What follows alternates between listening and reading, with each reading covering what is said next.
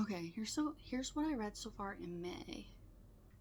I read The Fire Next Time by James Baldwin, and this was partially written as a letter to his nephew, and then it was also partially like him meeting a, let me see what this was called. He met the leader of the Black Muslim movement, who, yeah, Elijah Muhammad. So it was partially about that and the rhetoric that he was saying to his congregation, I guess. This was very interesting. It made me think about like a different like, because for example, this Black Muslim movement was slash is, I don't know if it's still happening because I'm uninformed, but it was slash is a militant group, which is basically like about all white people are like devils and they don't treat black people with humanity, which I totally understand where that idea comes from, but James Baldwin was saying how I think also he was saying like he understands where it comes from, but like it's allowing like it's basically like allowing like your oppressor to turn you into evil. And so he wasn't really like for what they were talking about. Yeah, it was really interesting. And then the part to his nephew I thought was really moving and sad. Basically like telling him that you can't believe what white people say about, like, tell you about yourself and how they define you. Like if you believe how they define you, then you're already destroyed. Hi, Daddy. You gonna come help me? Oh, and another point, like another idea that I really thought was interesting from this book is that like white people need black people to be like inferior and lower because that tells them who they are. I'm above, you know? Yeah. And he says like they're afraid of losing that. Like losing that, like, oh, I just know, you know, I don't know. I'm describing this really poorly, but I think it'd be better if I had the book physically. I listened to this on audio, and it's also my first James Baldwin. I'm hoping to read more from him. He has a lot of work. Next, I read both Jurassic Park and The Lost World in these amazing little mass markets, and I annotated them up quite a bit. And I did want to show you that. Oh, this one has like a wormhole in it, which I think is cool. But yeah, I absolutely love these. Jurassic Park is like a huge comfort piece of media for me. Like, I read this copy of this book when I was a teenager, and yes, Michael Crichton is one of my absolute favorite authors. His work just takes me out of my reality and takes me like into his mind, and he's so smart, and he knew so much. Yeah, it just feels like such a privilege and a treat to get to read his work. And Jurassic Park is definitely one of the best. If you don't know what this is about somehow, this is about a guy who decides to start breeding dinosaurs from finding DNA in mosquitoes that are preserved in amber from the dinosaur age. And first of all, he's a hyper, like, super not only is he like doing this for like capital reasons, like to make himself money, but he also like has this need to like, he wants to bring all this joy to all these children, like, but it's not like, you can tell it's about him, you know what I mean? It's about like, oh, I did this, I'm making the children happy, like I'm gonna make them so happy. Yeah, he drives me crazy. Yes, but this is about that first island. I feel like everyone pretty much knows what that is. And then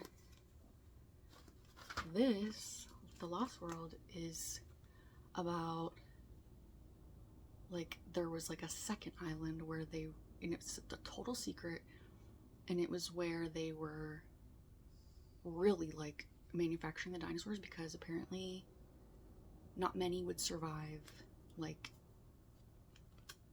I don't know, this genesis that they're doing.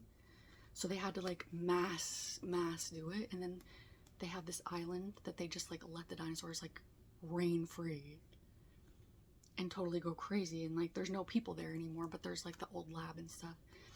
And it turns out one of the characters that you're led to believe has died at the end of Jurassic Park, he's actually alive and he's back in this book.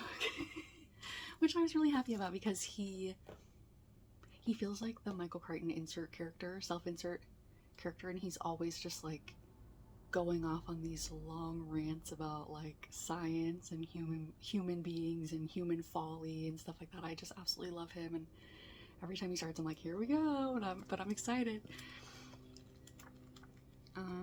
Yeah, this was good. I would say I like Jurassic Park more, but I did still enjoy this just because it's more Michael Crichton, it's more of his brain, like, yeah. And I'm so happy I finally read this, because I never read The Lost World before. I read Jurassic Park, and then I always was thinking, oh, I need to reread it so I can read this, and then I never felt like doing that, but now I finally did it, and I'm really happy. Oh, and this really helped me like escape reality. Okay, the next thing I read was the next chapter of The New Age of Empire, which was called The Non-White West. This is about how other countries that are not white, like the people in it are not white, they also join in on this machine of exploiting Africa and ripping the resources out of Africa, and doing these like aid programs that are actually predatory and actually benefit the original country more, China. This is mainly about China. It was also about India, a little bit in Brazil, mainly China. I think I talked about this in a chapter earlier, but that like China is the producer of the world. They're like the workshop of the world. They produce all the goods and like export. They're the mass exporter of goods. And in order to do that, they rely on really, really, really low costs of workers. And they rely on keeping people in poverty, massive amounts of people in poverty, to gain this like economic status as a country, but the people are still suffering. So yes, and plundering Africa, absolutely plundering the shit out of Africa. Other countries who also use Africa as a stepping stone to enrich themselves: Brazil, Russia, India, and China. Oh, China, I already said. Brazil, Russia, and India. Also, Saudi Arabia, South Korea, Qatar, and Qatar are also land grabbing. Oh, and there's corruption in the leaders, in the black leaders of Africa. The leaders are corrupt, and they take like money and bribes and stuff to allow these other countries and corporations to plunder the shit out of Africa. Yeah. That was that chapter. The next chapter is going to be called Imperial Democracy. So let's see what oh my gosh, I'm almost done. think I only have 2 chapters left of this. My goodness. Okay, next one I read is a huge book called The Kingdom, the Power, and the Glory, American Evangelicals in an Age of Extremism by Tim Alberta. This is about American evangelical Christians becoming radicalized to the right into fascism and Christofascism and Christian nationalism, and putting Christian fascists in charge of our government right now. And this is kind of like how this whole movement it started picking up speed and became huge. And this is from the perspective of this guy's in the church. Like, this guy is he's a Christian, and he's a church, like, his dad was a pastor, and he's a lifelong church member. And he went around, I think he's a pastor as well, actually, but I'm not sure. But he, like, interviewed a bunch of different pastors for this book, which I found a very interesting perspective, because I never would normally hear, like, what they have to say about this. This was really interesting. This was really long. This was over 500 pages of hearing about this, which really brought me down, honestly. It brought me down so hard. It was depressing. It was frustrating as hell. Yeah. I've wanted to talk more about, like, all the harm that the Trump administration has done in the past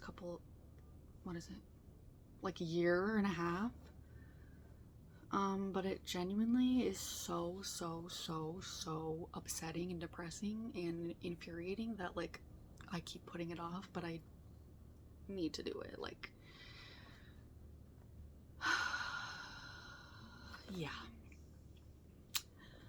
Basically, like, there became, like, a subgroup of the church that would become, like, extremely radicalized and, like, pro-Trump and everything, and like really, like, believing conspiracies and shit like that, and, like, basically, like, worshiping Trump like an idol, like, and cannot hear a single critique of him, and also worshiping America as well, and being, like, nationalists. And basically, like, this certain subgroup, like, wanted to only hear this certain, like, rhetoric from their pastor. It's all become, like, mixed in with religion, like,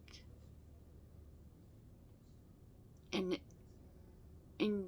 the biggest takeaway from this book is that this was perpetuated and, like, increased by the pastors who actually decided to, like, grift this way and tell people what they wanted to hear and go totally like Trump, go totally, that way, like, right-wing Christian nationalist.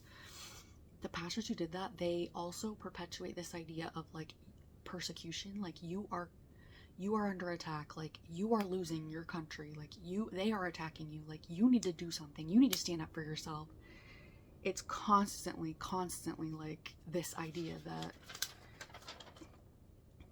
there's a threat, there's an urgent threat, and you need to donate, and you need to get out, and, like, you need to vote for Trump, we need to do this. It's all based on fear. These people are afraid. These people are voting with their fear. And unfortunately, it has had a horrible impact on marginalized communities all across the United States and people across the globe. Yeah, guys. Oh, they also mentioned Doug Mastriano, specifically, in Erie, PA, which I was like, oh damn, I know that guy, he's a piece of shit. Literally one of the scariest, nastiest pieces of shit. But there are, like, still, like, normal people in the church, and they say, like, they have a hard time finding a normal church that doesn't do this now, because, like, it was in such high demand that they, like, go to the right. So yeah, I don't know. That book was interesting. I think it could have been a little shorter because it did get a bit repetitive, but I don't know. Overall, I learned something from it, so that's good. Okay, the other thing is I'm still reading We Were the Mulvaneys. I think I read like maybe, I don't know how much of this I read, I'm not even gonna guess. Obviously I'm tabbing the shit out of it, but here's the funny thing about this is like, I don't even know how I feel about this book yet, and I don't know if I want to keep it yet. And yet I'm putting all these tabs. So that's gonna be really annoying. If I decide to get rid of this, it's gonna be really annoying taking this out. But like I probably said before, I really enjoy her writing. I enjoy like her storytelling method that she's using here. It's really interesting. The subject matter is just extremely dark, triggering, and very close to home for me. Of like this big traumatic event that happened to the daughter of the family, which hits very close to home for me. It's really, really hard to read about, and it's also like, yeah, it's just really hard. So I don't know, but I'm enjoying the writing. Like, I don't know. I feel like I'm gonna keep pushing through it, but I'm just going to like take my time. But I think it is important to allow myself to feel upset by this, and anything I need to feel about this, it's important for me to let myself do that and take my time and continue on. Almost the last thing I'll talk about is I started reading The Fisherman a couple of days ago, and I'm 92 pages in. Okay, first of all, I want to show you the book. It's gorgeous. It has this painting on it. Hold on, I'm going to tell you what the painting is. Here's the front, and then look at this. It continues to the back. Nothing I love more than that. And let me tell you what the painting is called, because I remember it said.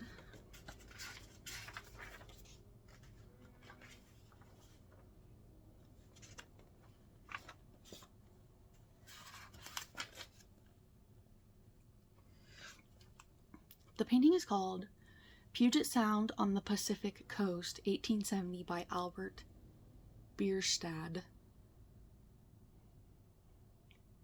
That's awesome. I love how it looks. I'm gonna do a little flip through of this as well. I want to show you on the page like the quotes and like how the headers look. Like I just like that. I like that I want to see that in a video, so that's what I'm putting. This book is about a widower, a man who has lost his wife early in their marriage, like within 2 years of them getting married, she passes away. And he, so he's grieving. He one day wakes up and just after she passes and is just thinking, I need to go fishing. And he has this like huge urge, unignorable urge that he must go fishing. And so he ends up going to get fishing gear and like asking somebody where he should fish, and like he starts fishing every single day from sun up to sundown. His whole life becomes fishing. And yeah, then eventually one of his co-workers' wife also dies in a tragic, sudden way. And so eventually, like, he invites him to come fishing with him as well, so they can like bond in their like grief, I guess, and also just like sit quietly and be at peace together. But as you know, this is a horror novel, so there's more horror. There's something horrifying going to happen. Like there's something apparently, like there's this fisherman. He's Das Fischer, and he's scary, and he's like at one of the rivers. He's at one of the creeks, and what I'm thinking. Well, I don't want to spoil. Maybe I should. My guess is that by saying he's a fisherman, I think he's fishing dead people back up from the grave and bringing them back to the earth. That's what I'm thinking, because that's just my guess. But the thing is, like, I was loving the story of like the widowers fishing and like the crick, and like that was creepy and really cool. And then he's like, okay, now I have to tell you this story that this guy told me in a diner about the crick that we're about to go to. That really scared us. And it's a really long story. Yeah, it's really long. It's taking up like the whole effing book. The story within the story, it's like, it's not bad. Like, it's interesting, but it's like, I wish we would go back and forth a little bit more. Like, I want to go back to the guy. Like, I guess we have to hear the whole entire thing at once because that's how he heard it. And he's like, here's the story, and then we're gonna move on. But yeah, at this point, I'm just like ready to go back to the Fishers. The main guy, Abe. But yeah, it is creepy. The story within the story is creepy, but I'm ready to get back to the normal story. The writing is beautiful, somewhat. I mean, yeah, I'll show you in the flip through. The other thing that I wanted to show you, oh, one more thing about this is that I painted my nails kind of trying to match this. They don't really, because I didn't have like a dark enough gray. But yeah, so they're like this, kind of matching my book. The last thing is I just went to a secondhand bookshop called Cupboard Maker Books. It was really cool, and they had like cats, and I got a few things I wanted to show you. So the first thing I got is The Dragons of Eden by Carl Sagan.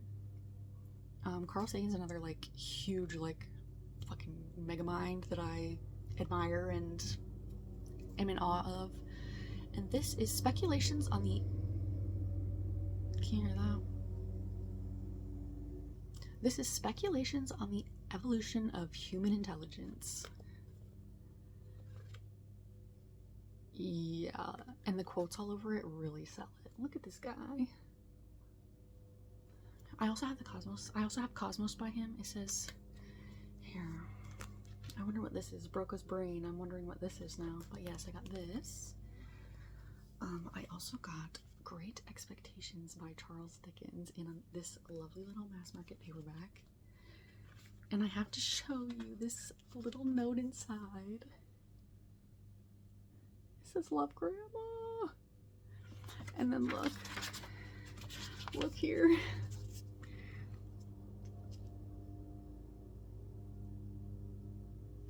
Can you see what it says? It says, from Grandma Carolyn, this is one of the first books of any size that I read. Tell me what you think of it. I'll call you. We can discuss it.